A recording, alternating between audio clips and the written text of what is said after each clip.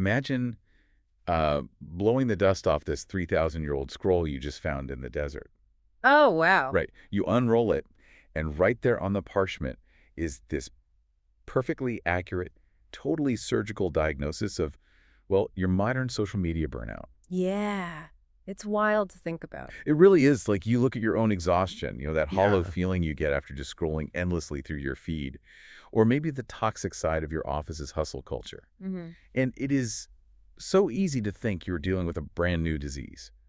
You just assume that because you have a smartphone and like high-speed internet, your specific flavor of anxiety requires some completely modern cure. Right. And it's a totally natural assumption to make. Yeah, exactly. Because, I mean, you're surrounded by all this unprecedented technology, so you logically assume you're facing unprecedented psychological struggles. Makes sense. But the grand illusion of the 21st century is that your specific type of isolation or this comparison-driven anxiety has never existed before. But then you dive into the source material for today, and that entire assumption just shatters. Completely. So welcome to today's deep dive. Our mission today is to take you through a really fascinating ancient text. We're looking at Ecclesiastes chapter 4, specifically through the lens of the King James Version, and we're going to pair it with a breakdown of exactly how it applies to your life right now. Yeah, and the core paradox we are unpacking today is just mind-blowing. It really is. I mean, how is it that a writer from antiquity, traditionally believed to be King Solomon, perfectly maps out the exact mechanics of modern envy and the trap of the lone wolf grind, and even the instability of public approval? Well, what's fascinating here is the deliberate pivot the writer makes in this chapter. What do you mean by pivot? So he steps out of his own internal existential angst, and he turns his lens entirely outward. He starts actually observing social architecture. Oh, interesting. Yeah, like how do people actually relate to one another? And more importantly, what are the underlying mechanisms that cause those relationships to catastrophically fail? Right, right. He doesn't just list what's happening. He exposes the psychological roots of systemic oppression, the toxicity of envy, the fragility of isolation, and why leadership is so inherently unstable. Okay, let's unpack this. Because to even begin fixing how you approach your daily work, the text forces you to look at the dark underbelly of why you were working in the first place. And it starts with this deeply heavy, really jarring observation about society. The writer looks at all the oppressions happening under the sun, as he calls it. Yeah, it's a bleak picture. Very bleak. He notes the tears of the oppressed, but then he repeats this haunting phrase. He says, they had no comforter. Wow. Yeah. He points out that all the power is entirely on the side of the oppressors. Yeah. And the scene is so dark that he actually praises the dead. And even those who haven't been born yet. Wait, really? Just because they don't have to see it? Exactly. Yeah. Simply because they don't have to witness this total lack of empathy. I mean, it is meant to be a rhetorical shock to the system, but look at the mechanics of what he's actually describing there. Why does power so often operate without empathy? That's the big question. Right. Sociologically and psychologically, gaining absolute power often creates this cognitive distance between the leader and the lived reality of the people under them. Oh, that makes total sense. Yeah, when human structures operate without a check on that power, empathy just evaporates. So that's the first core principle to pull from this. Strength, when you strip it of compassion, inevitably turns into injustice. Because no one is holding them accountable. Exactly. It creates this vacuum where suffering is ignored strictly because there is no advocate. There is, as the text says, no comforter. Right. And what's fascinating is how he connects that macro-level systemic failure directly to your micro-level daily grind. Oh, yeah, the transition is seamless. Because when you see that the system is rigged or that power lacks empathy, you might think the logical response is just to put your head down and outwork everyone else. Just hustle your way out of it. Exactly. But verse 4 stops you dead in your tracks. It says that all travail, which, means exhausting labor in every right work, is actually driven by a man being envied of his neighbor. He calls it vanity and a vexation of spirit. The phrasing every right work is really the linchpin there. He isn't talking about stealing or cheating. Right, he means the good stuff. Yeah, he's saying that even your best achievements, your promotions, your creative successes, they are often secretly fueled by this extrinsic need to just outpace the person next to you. Wow. I mean, it is basically social comparison theory written thousands of years before psychologists ever coined the term. I really want to dig into that because we so often dress up our ambition as like chasing our purpose or reaching our potential. Well, constantly. But if you are brutally honest with yourself, how much of your drive is actually just comparison-driven living? That's a tough pill to swallow. It is. It feels like playing a racing video game where you're constantly competing against that transparent ghost car of someone else's best lap time. That is a perfect analogy. Right. You aren't actually enjoying the drive. You are just desperately trying to stay 3 inches ahead of a phantom. And today, your neighbor isn't just the person living next door. No, not at all. It's an algorithmic feed in your brain that keeps refreshing with the highly curated successes of a billion strangers. Oh. But it never actually loads any real contentment. Yeah, that ghost car analogy perfectly captures the vexation of spirit he describes, because it is an unwinnable game. Totally unwinnable. If your motivation is intrinsic, well, you can reach a finish line and actually feel satisfied. But if your motivation is extrinsic envy, the finish line just keeps moving. The algorithm just gives you a faster car to race. Exactly. The moment you beat one ghost car, boom, a faster one appears. It's a psychological loop literally designed to drain you. But I want to challenge this a bit, because if the drive to succeed is just toxic envy, the natural reaction might be, fine, I quit. I'm just going to lie on the couch and opt out of the system entirely. And that is exactly the trap the writer anticipates in the very next breath. Oh, really? Yeah, he outlines 2 catastrophic extremes. First, he describes the fool who folds his hands and, quote, eateth his own flesh. That is a seriously vivid metaphor. It is grotesque, right? It's self-cannibalization. He's saying laziness isn't just a state of rest. It's an active destruction of your own potential and your livelihood. When you completely check out, you consume your own future. But then he contrasts that fool with the other extreme, the person with both hands full of travail and vexation, the overworker. Right, the grinder. So checking out destroys your future, and a frantic two-fisted grab at success destroys your present. Yeah. Where's the actual wisdom? What are you supposed to do? The wisdom is right there in verse 6. He says, better is a handful with quietness. A handful with quietness. Notice he doesn't say empty hands. Oh, true. You still have a handful, you're still working, you're still producing, you're still engaging with the world, but you have left one hand empty. So you aren't grabbing at everything. Exactly. That quietness represents cognitive bandwidth, it's internal peace. It is the ability to do good work without the desperate need to check the scoreboard every 5 seconds to see if you are beating your neighbor. Balance. Yeah, balance isn't just some luxury wellness trend. It is a structural necessity for your survival. Which brings us perfectly to the next major psychological trap. Because if you realize that the comparison game is unwinnable, a very common human reflex is to just withdraw. Build a wall. Exactly. You think, well, if other people are the source of my envy and my frustration, I'll just do this entirely on my own. The lone wolf. Right. And that drops us straight into verses 7 and 8, where we meet this incredibly tragic figure. It describes a person who is entirely alone. There was not a second. Wow, just completely solo. Yeah. No child, no brother. Yet there is no end of all his labor. His eyes are never satisfied with riches, and he never stops to ask himself, for whom do I labor and bereave my soul of good? This is the ancient blueprint of the isolated hustler. And what makes it so deeply tragic is that it is entirely self-inflicted. Yeah, he chose it. He has successfully insulated himself from absolutely everyone, yet he's still running on that treadmill at maximum speed. He is depriving his soul of good, which, encompasses rest, joy, shared experience, and he's doing it for absolutely no one. Okay, let me play devil's advocate here for a second. Go for it. Because depending on what business books you read or who you follow online, this isolated guy is exactly who you are told to be. Oh, 100%. Our culture glorifies the hyper-focused lone wolf. We just love the narrative of the founder who locks themselves in a room, ghosts their friends for 5 years, and emerges as this self-made billionaire. The ultimate grind set. Exactly. It's pitched to you as ultimate efficiency. You don't have to wait for anyone. You never have to compromise. So why does this ancient text call that exact scenario a sore travail instead of like a massive victory? Because it exposes the ultimate fragility of the self-made myth. I mean, working in total isolation might give you the illusion of ultimate control, but it removes your psychological mirror. Yeah, mirror. Yeah. When you have no one around you, you lose the healthy friction that grounds you to reality. You can become highly productive, incredibly wealthy, and yet profoundly detached from your own humanity. It's like building this impenetrable, high-tech bunker to protect yourself, only to realize years later that you actually just built your own solitary confinement cell. That is exactly it. You're perfectly safe from the outside world, but you are literally suffocating on the inside.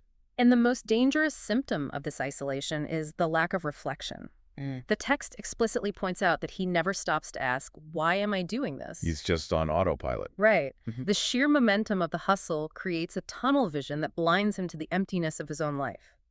You know, you can have hundreds of contacts in your phone and thousands of digital connections, but if you possess zero depth or shared vulnerability with anyone, you are the man in verse 8. That is sobering. It is. Success achieved without connection feels entirely empty when you finally cross the finish line, simply because there is no one there to celebrate it with. So if you recognize yourself in that bunker, how do you get out?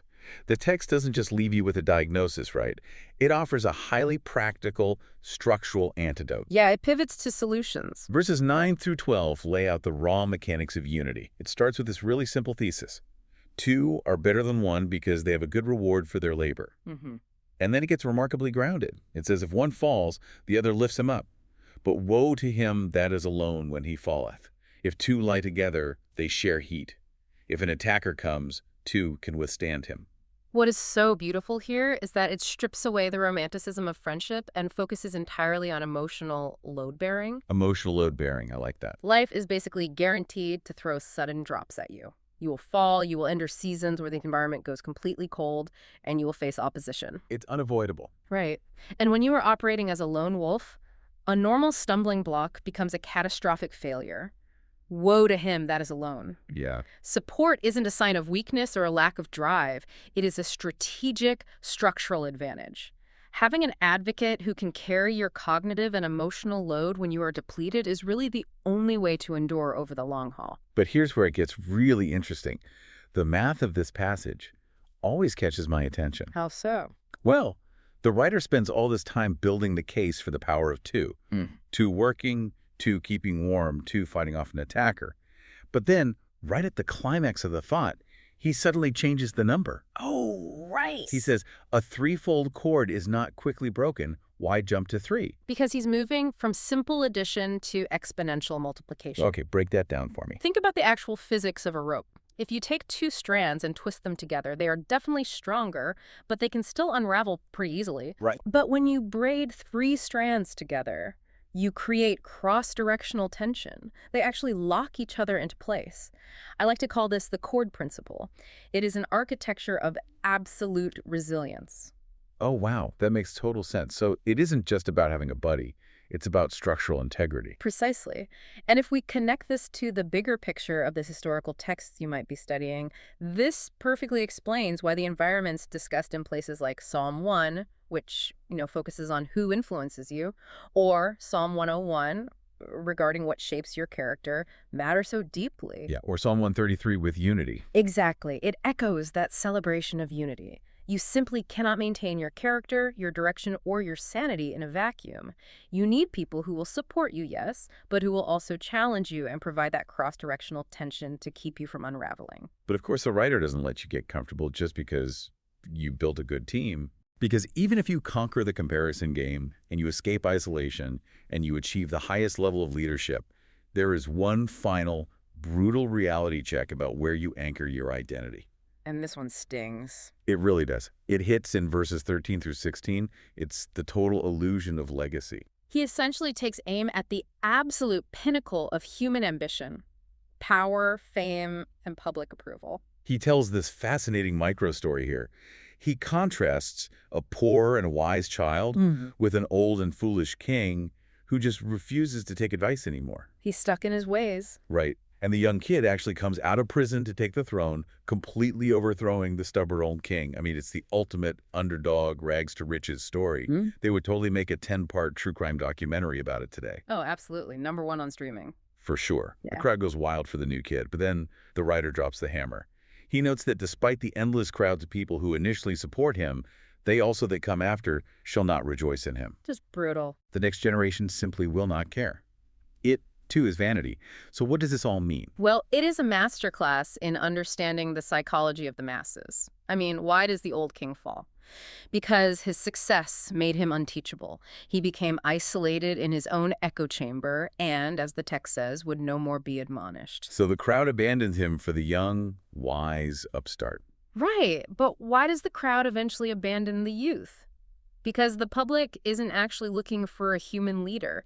They are looking for a blank slate to project their own hopes onto. Oh, that is so true. And the moment that new leader proves to be, human, the crowd gets bored and looks for the next novelty. The applause always fades because public approval operates on a hedonic treadmill. That is a terrifying thought if your entire life is built on getting noticed.